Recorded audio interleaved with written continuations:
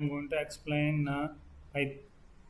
Hello students, I am going to explain Python introduction. Python is a wide level programming language created by Guido van Rossum in 1991. Software downloaded from python.org website. Python code, for example, print I like my teachers in braces, followed by double quotes, and the output is I like my teachers.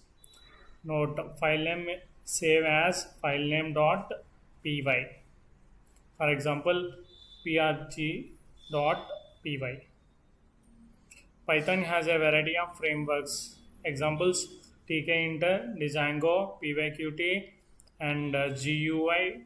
There are many graphical user interface frameworks also available in Python.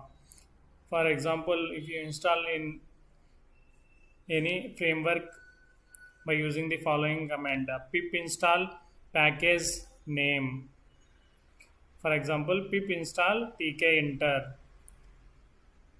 By using this command, we can install the following framework in command prompt.